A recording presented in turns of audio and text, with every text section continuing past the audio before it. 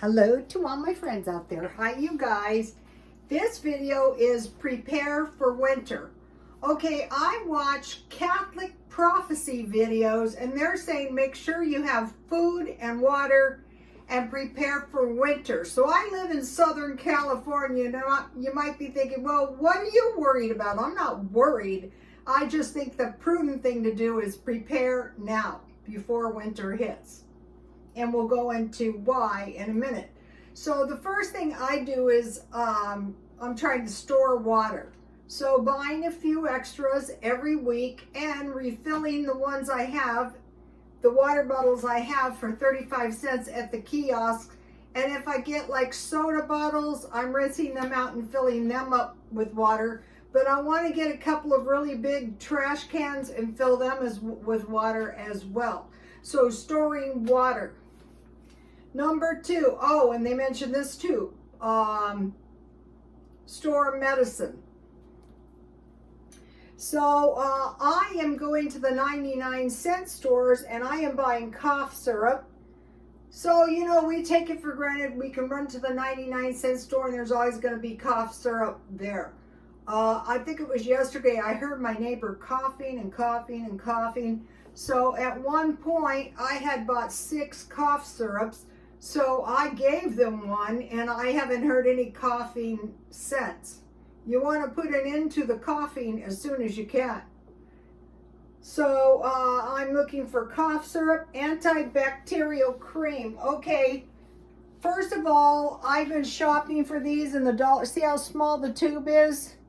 This kind of stuff. And there was 2 in all of these county and I bought 2.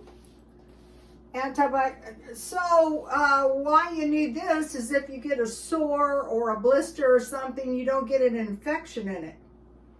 And then Tylenol, sleeping pills, and then bandages. So, you know, you don't think about bandages, but this one has 60, and these are a little bit bigger. I was a hairstylist, and, you know, if we cut our finger or something, we had to have bandages so that we didn't get an infection in the wound. So all kinds of medicine, whatever. This week, I will show you what I buy when I buy it, but vitamins, allergy medicine, just here's a little container I have in the kitchen with stuff. Vitamin C, these things. I have some. You know, I buy a lot of it at the Dollar Tree. So, you know, buy medicine. Okay, to save money, I'm washing my own car. I'm also trying to keep my car full of gas and maintained. 4, I'm trying to find what I need for Christmas at the thrift store. So I want to buy some candlesticks, some nice silver candlesticks. So I'm trying to find those at the thrift store. Also, you know, if the power goes out, you know, blankets at the thrift store. So, you know, we're expecting a cold winter, so we want to make sure we have blankets for ourselves, for our pets. Somebody might need a blanket. And so I was at the thrift store this week and I saw they had Indian blankets. And I thought, well, you know, you should buy those. That's a good deal for $3.99, but I didn't buy them. But let me tell you, those could be invaluable. So I'm going to be buying, you know, heavy duty blankets. I'm looking for appliances at the thrift store. I don't know which kind of appliances, but I go to the thrift store and if I see something, you know, I bought a springform pan and I bought something else. I don't remember what it was, but it was a good appliance. It was cheap. Okay, now I'm going to buy big bags of aroma detergent. The big ones last me quite a while. The Walmart dish soap, like Dawn, is the Walmart brand. It's cheaper, the Walmart brand, and the big container of hand soap. Also up here on buying the medicine, alcohol masks and gloves. Remember that? Okay, I'm going to be buying the big bags of cheese, mozzarella, and cheddar at Smart and Final.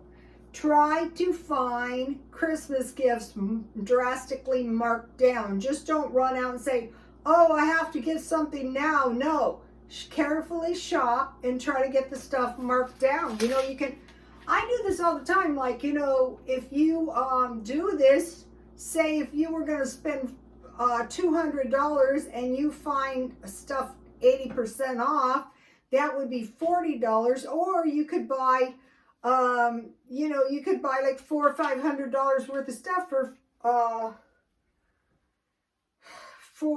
200 bucks.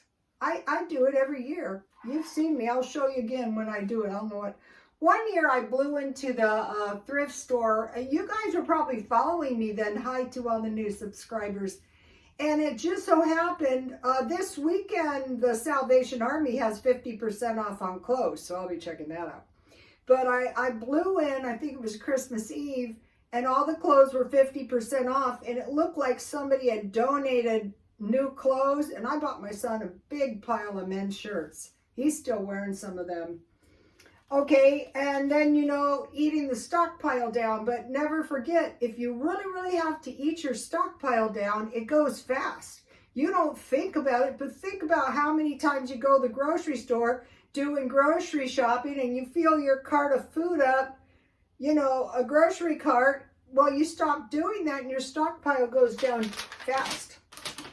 Okay, so now I'm taking heed to these prophecies. Some of them are pretty much BS, but so what are we stockpiling for? We're stockpiling for the day of disaster. I mean, they happen in everyone's life. I have a few examples. Okay, in my job, suddenly I had no job. That was a day of disaster. My apartment, the owner wants his apartment back. That was the day of disaster. What if I wasn't prepared at all? Okay, the day my dad died. I wasn't totally shocked out of my mind. I wouldn't say I was unprepared, but it's like amnesia. I have almost no memory of it. I know it was bad. I remember I was trying to go to college. It was when I first went back, and I was taking this dumbbell math, and I was so upset I could barely think straight. So you want to try to think of this stuff before the disaster strikes. Okay, the day my ex-husband died. Okay, I was with him every night for a lot of it. And, you know, he didn't want to think about it. He didn't want to talk about it if he didn't make it. But I was thinking about it. And so the day of disaster came. There was a couple things, but he died. My son goes, what are we going to do? I go, we'll go into the safe. There's the burial plots. There's one there. And my son goes, how do you know? I go, because I'm his ex-wife and I know everything. And then, you know, thank God we had enough money. We just went in, you know, the day of disaster. Okay, remember the riots and looting I told you guys about? Possibly this is not the end of the riots and looting. I was watching videos, let's see, where were those? Paris, terrible protests. Australia, they're having protests. You know, Australia to me seems so benign, the surf and all, but I guess it's pretty bad there. And someone was saying their mother had to evacuate her home. It was so bad. I mean, if you can't go outside, if you can't go 2 blocks away from your house, if you're locked down under these curfews, when we had the riots and looting in La Mesa, I couldn't wait to move out of that place after that. I go, this is not safe. It's too close to the trolley where large amounts of people could come in and the freeway. And then we had the COVID. Is this the end of the COVID? No. So Rhoda, so what are you worried about? Well, guess what? They opened the borders. If it's not today or tomorrow, it's the next day. And people have been waiting at the borders to get across, and now they're pretty much going to be coming across the borders and bringing, supposedly they're vaccinated and that's going to make everything okay. I don't think so. What I expect is another outbreak of the COVID. So we see these countries, the The protests are because they don't want the vaccinations. But if there's another outbreak, and of course there will be, then that shuts the economy down really bad. And so we knew of this lady, and she was from China when this first started. She goes, we can take 1 year, but we can't take 2. This was year 2. So, you know, we want to prepare for another outbreak. And so we need food, water, gas, cash, and maybe a weapon. But I would suggest it would be better to evacuate. If you're in a place where you really need a weapon, you don't need to be in that place.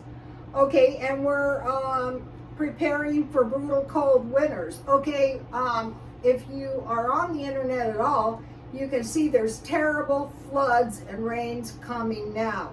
And on the Catholic Church videos, they're predicting frigid winters. I mean, it's going to affect everywhere in Europe. Maybe here too in the cold regions. So one of the things I'm doing, and then I'll end it here, I'm buying this week a case of corn in addition to the medicine.